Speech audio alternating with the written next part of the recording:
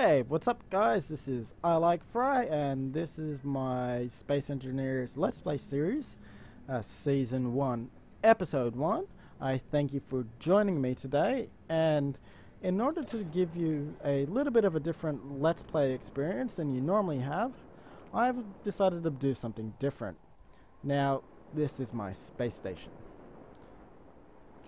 Now, I decided to go with the space station because everybody uses the asteroids, or when they're building a Let's Play world, they use the rescue ship that you spawn in with in the asteroids map, and I find that it is extremely common to start, and I wanted to do something different.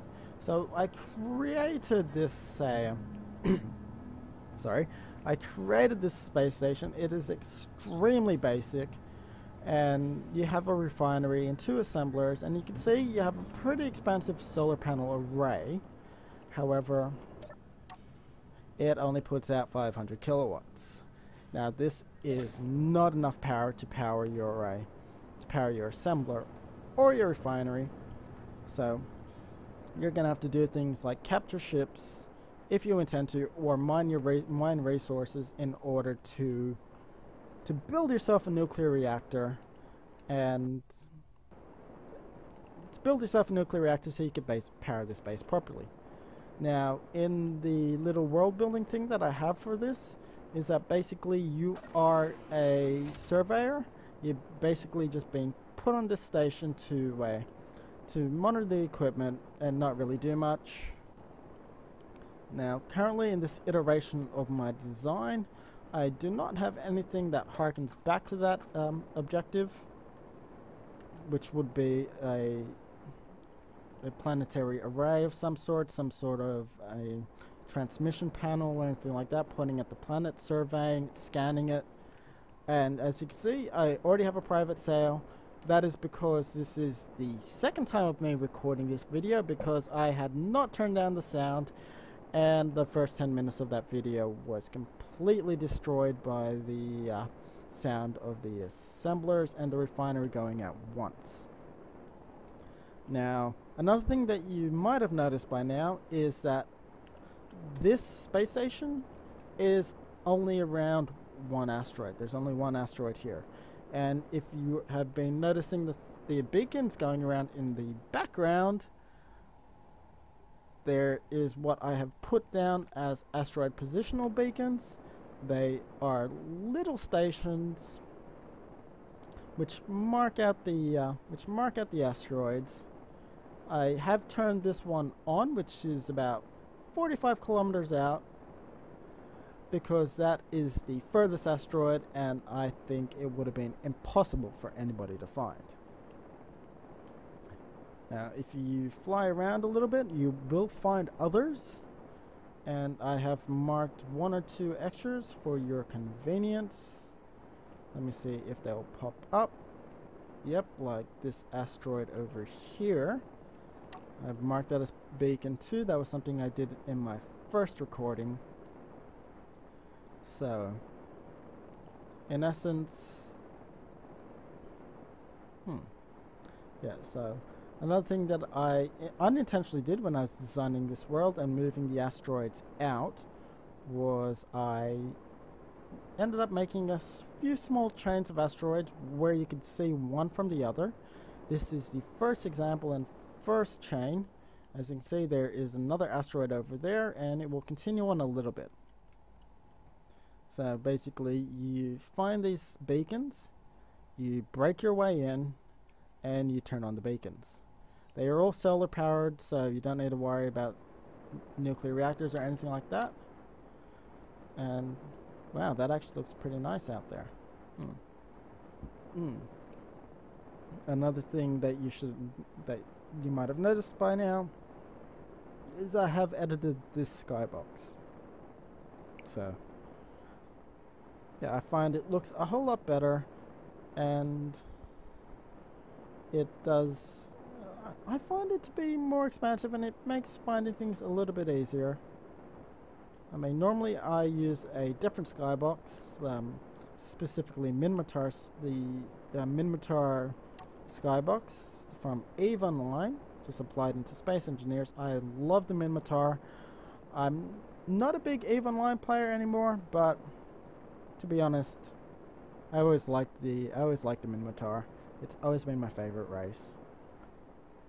And now that I think about it, I might actually build one of those ships in, maybe not in this world, maybe in a different series. It will definitely be on my list of things to do. Now, I do have a few changes that you guys might want to implement if you do decide to use this world. I do recommend bumping up the size of the solar panel, the power of the solar panels. You can do that in the cubesblocks.sbc file, and if you're playing independently like I am, and for recording purposes I will bump up the welding speed so you do not spend an entire episode watching me weld or do anything like that. As I get my hands on more advanced recording software and editing software, I do wish for your recommendations on that. Please tell me what you think is a good recording and editing software. I will be putting in time lapses and do post commentary and things like that as the series goes on. I just don't know what programs to use. I have a few ideas, but I am looking for open source or commonly available software that's not too pricey, that will make a great addition. At this current moment, I'm using Open Broadcasting software. Great program for recording, I find, and streaming your videos. And I find it works great. It records, and it records efficiently. I might actually... Sorry, I just took a screenshot just because I love this view. So, yeah, I mean, I did a bit of math on these solar panels, and I do recommend bumping up the efficiency. My original math was based on solar panels of 64 square meters, but during the last recording, I actually realized I had derped up that measurement, and these panels are about 32 square meters. You can work it out by the guy just being about 1.8 meters versus, let's say, about a meter from end to end. So from his arms. That's about right. It's probably a little bit off, but you could average these out to about 32 square meters. Now, using original measurements I had done at 64 square meters, I had worked out that these panels put out 125 watts per square meter, which I now know is 250 watts per square meter, which is pretty efficient for a solar panel in space. Not the most efficient, but I mean, I use a number of 125 watts per square meter, which is basically the efficiency of a solar panel on the ground. Now, given that you have to deal with atmospheric diffraction, which takes about which drops the power, if you threw those solar panels into space, home grade solar panels that you can get your hands on pretty easily, efficiency goes up by, I think, 17%. So those 124 watt solar panels will be about 144. Now, I did some numbers using the Juno space probe, which is a space probe optimized for use around the amount of sunlight that is in the orbit around the distance of Jupiter. And in Earth orbit, the Juno space probe with its 81 meter solar array, it is a space probe with 3 solar arrays of 2.7 meters times by 10 meters times by 3, which is 27 plus 27 plus 27, which equals 81 square meters. Now, that 81 square meters panel, which is built with technology available today, puts out 14 kilowatts in Earth orbit.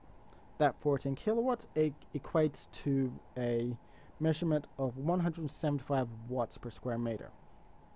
Now, a lot of people say, oh, but we're not in, let's use a standard skybox as an example, but we're in an asteroid field. We must be a lot further out.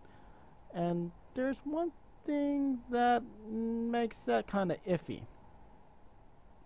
the sun. The radius of the sun, sorry, diameter or arc seconds that the sun takes up in the sky is a lot larger than you would be in that far out. I mean, in Mars orbit, or on Mars itself, the size of the sun is about the same size as the inner diameter of the reticle. Now, if I bump up the field of view, yes, it does appear a bit smaller, but it's still around the same size of the as the reticle. Now, based on my understanding of solar luminosity, to be honest, of what I understand of the sun and how much energy you could get out of it, which I do admit is a base understanding. I'm not a physicist, I'm not a scientist or anything like that. I just really like numbers and I like thinking about it.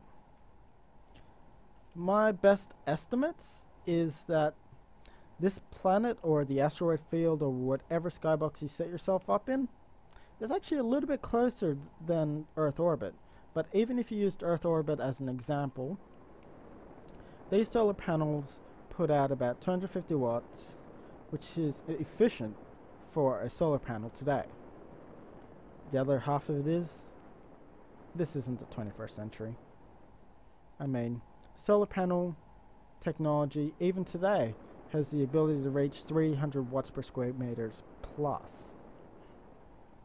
And given the fact that you are mining and building these in orbit, you do not have to worry about the main concern on sending solar panels into space. Of space-based solar panel, which is sending the solar power panels into space, which means you can build bigger panels which are more efficient because you don't have to worry about weight considerations. That is a big thing with the solar panels that are on any satellite or the International Space Station, as an example, or the Juno space probe, is that they have to deal with weight as well as efficiency. So it's usually a trade-off. You basically put on as much solar panels as you need for as light as possible. Now, given that we don't really have a weight consideration, considering we already have a space-based economy, you know, these solar panels will be much more efficient. I got 42% power. Oh, sorry if my throat seems a little bit dry. I have been talking for the greater part of an hour now, not counting this recording. And yeah, food for thought about these solar panels, bump them up. If not by double, which I might be doing in this series, probably about by 50%. The specific number in the cubesbox.sbc file is that each 32 square meter panel puts out 6 kilowatts at maximum efficiency, which in order to achieve would require me to turn this into a ship and rotate the station, which actually increases lag in the large part, because one of the things I understand about the way space engineers calculate things is, as a station, it does not need to calculate any position information, well, position information, but no movement information, which greatly increases the efficiency. Now, if this was a ship, I mean, it would have to constantly recalculate its position, its movement, and the movement of all the blocks around it, which greatly increases the amount of workload that your computer has to do. So, in order to take into account future technology, I do recommend you bump these up by at least 33%. The specific number in the file is 0.0006, which equates to 6 kilowatts. So, at minimum, bump up to 9.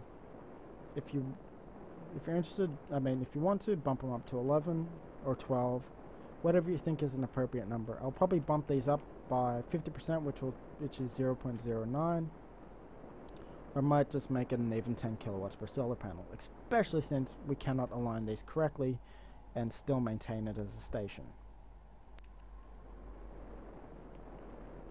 Oh, another thing I forgot to talk about, I've still got 30% energy before I have to go back into the station, is for future things in my Let's Play series and the world which I will eventually release. This is pretty much what I consider an alpha world.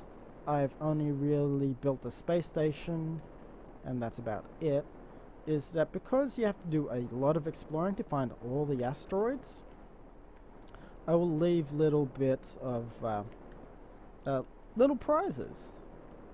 I am designing a ship which I'll base off of one of the further asteroids, like the one that's about 47 kilometers out. It's basically a full ship that's basically an unarmed mining refinery ship that has plenty of power, plenty of storage, meant to go about and explore the asteroids. Maybe not dock, but it's basically a mobile refinery ship. I have a really nice design for it.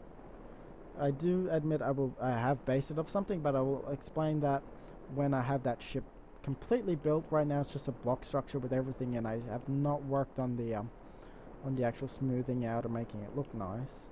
But also other things like add-on components to the stations, like reactor modules, extra solar panels, I'll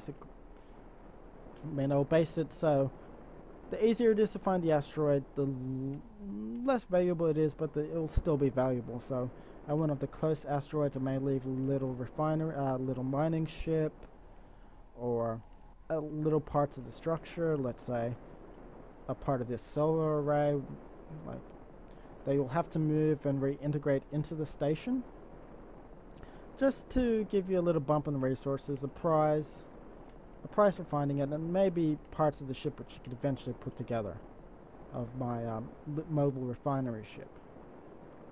So, additions to the space station, ship parts, ship designs, and a few other things. Yeah, little fun stuff. Like I said, a reward. So, funny thing is, about this world, when in between the first recording and the second, I did think I deleted this private sale. I just might not have saved it. I might keep it, I might not. I might actually edit that out in between. Oops, there we go. Life support is low. However, considering it is just a private sale, I am not 100% sure. I mean, it's a small ship. It doesn't have much. It has a few solar panels, but, you know, if I had captured the mining hauler, which is, funnily enough, the first thing to spawn in my first iteration of the recording, that would have been a little bit overpowered. They're easy to capture. I will record my captures just to show you how it's done and how easy it can be. And also, now that I'm thinking about it, I do have some really nice footage of me capturing a military escort using a slightly upgunned mining carriage. It's a very fun video. I put some work into it, and I think you guys might enjoy it. So I may add that in as part of another episode, or just add it in on its own. It depends how I feel and how this Let's Play series goes. And funnily enough, I am recording this at 6 a.m. in the morning, Australian time, on I believe it's the 16th of June. And if you want to know why I feel a little bit derpy, or actually I'm usually pretty derpy when I'm recording these videos. Sometimes I might just do something completely stupid for the hell of it. And considering I have considering I still have that medical bag, which I have actually, I'm not sure if I've shown you this. I might have, I might not have. So this is the second part of the station.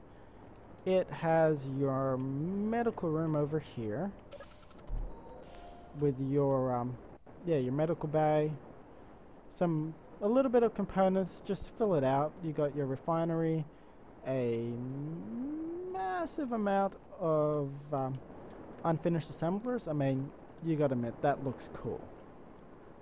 I love the way that the base, I mean, the unassembled components look. If you want to be water tanks, I'm pretending they're water tanks, but what they are in reality is wheels. And this little thing.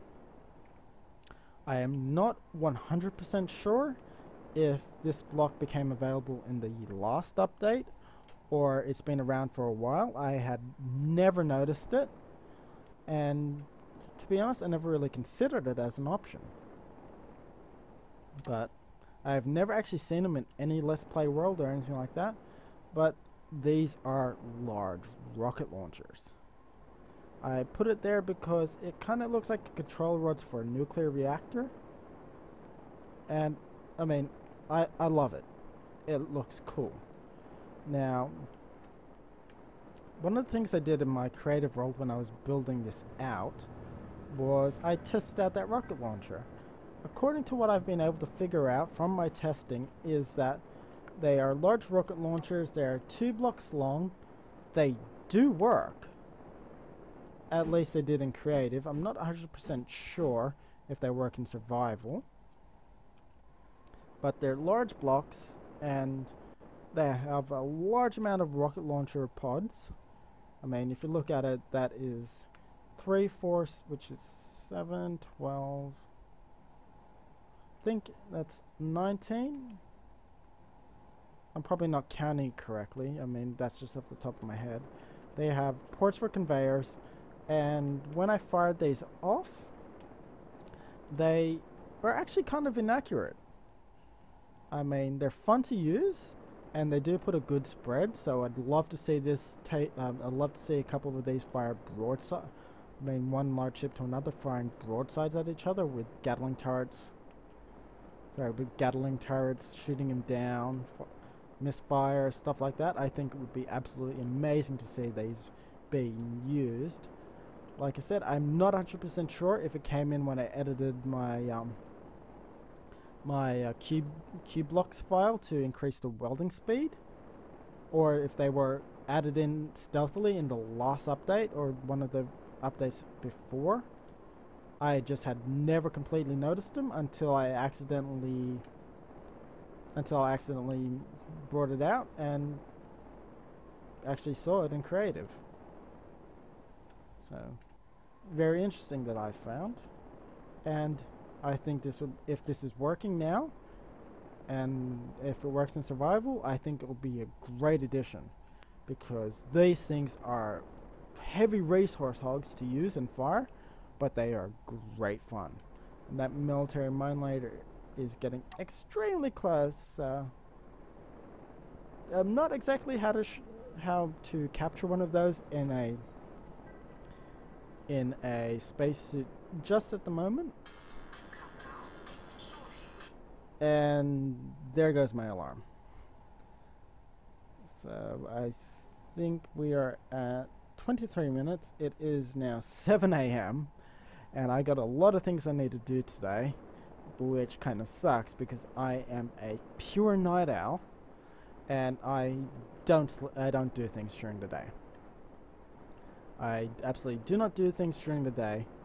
I wake up when the sun goes down and I go to sleep when the sun comes up. So if you see me a little bit derpy, it's because I'm usually recording this at what I consider the end of the day at 6, 7 a.m. or probably anywhere from 3 a.m. in the morning to 5. And we are 24 minutes in. So I may just leave this episode a little bit short, considering I have been talking for 25 minutes, at least on this iteration of the recording. And if there's anything I've missed, please, I will add it in onto the second episode. But before I go, just remember, if you have any recommendations on recording programs or anything else that will help me improve my Let's Play series, I mean, I would love to know some great software. Please either be cheap or open source software, editing software, recording software to do things like time lapses or anything that would be nice to do voiceover work, because I would love to put on some post commentary, just those little extras that make a Let's Play series truly great. Now, I hope you have enjoyed this. If you have any comments or suggestions, or you'd like me to release this world a little bit early just so you can have some fun with it, explore, experiment. I do say this is still a very early build for myself. I still have not put in the section that I have completely forgotten about when I was building this out. But if you'd like to play around, have some fun, let me know. If there's enough votes for it for me to release it, I will release it in its current state and continue releasing it until the work is complete.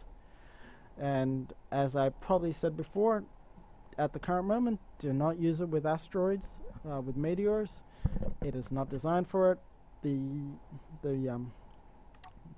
positional beacons will get destroyed, and you'll have a harder time marking out the asteroids when you do find them. So,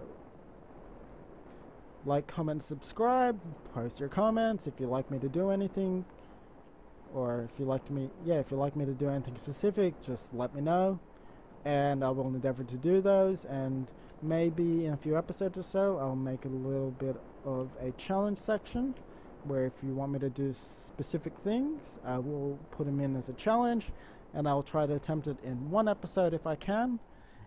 So that'll be 30-minute blocks, which is extremely doubtful, but I'll see if I can do it. And if I don't, I will. Hopefully, I've got some if I figured out how to make some nice cuts. Most of the stuff I've done is with Windows Movie Maker.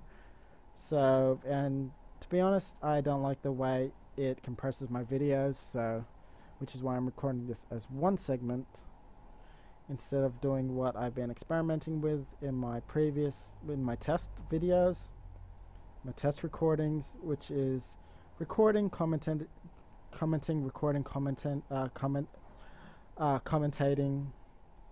So my voice is extremely hoarse, so thank you for watching, and I hope to see you again soon. Toodles.